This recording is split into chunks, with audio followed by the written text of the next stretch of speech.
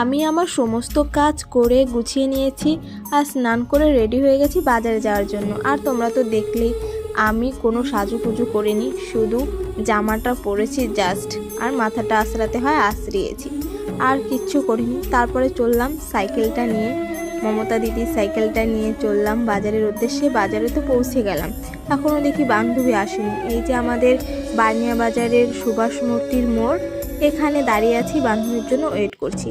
এদিকে রোদ, একদম ঘেমে গেছি, সাইকেল চালিয়ে এসেছি, মুখটা লাল হয়ে গেছে।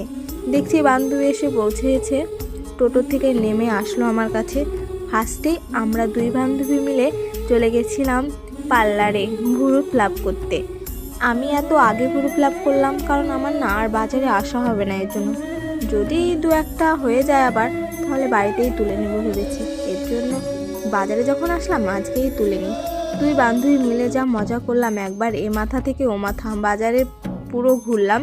দেখো ও সাইকেল চালাচ্ছে অনেক দিন পর, আর ও ভয় পাচ্ছিলো, তার জন্য বললাম আমাকে মারিস না, আমাকে মারিস না, এটা বললাম। তারপরে সাইকেল চালিয়ে অর্ধেক এসেছি হেঁটে হেঁটে। ও একটা ওষুধের দোকান থেকে ওষুধ নিল, তারপরে চলে এসেছি দোকানে। ও একটা চুড়িদার নেবে বলছিল, ব্লাউজ নেবে বলছিল, সেগুলো দেখছিলাম দুজনে মিলে।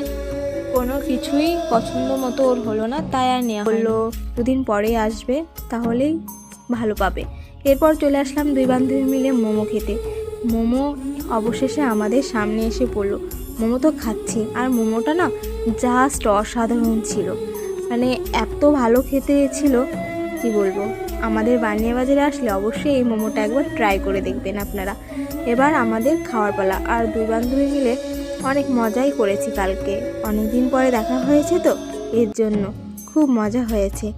এরপর আমি আরও মোমো তো খাচ্ছি, আমাদের না স্যুপ দিচ্ছিল না। ও বলছে আমাদের কেন স্যুপ দিচ্ছিল না, ও রীতিমতো লোকটাকে ডাকলো যে আমাদের স্যুপ কই। অবশেষে স্যুপ এসে পড়লো গরম গরম, আর আমার তো খেয়ে জিভ পড়ে গেছে, ওরও জিভ পড়ে গেছে। ও ভালো একটা বুদ্ধি ট্রাই করলো যে বাটিতে ঢেলে খাবে। ওর বুদ্ধি দেখে আমিও বললাম বাহ, ভালো বুদ্ধি তো। তারপরে আমরা খেয়ে নিলাম। তারপরে চলে এসেছিলাম ফুচকার দোকানে ফুচকা খেতে। আবার দুই বান্ধবী মিলে খুব মজা করে খেলাম।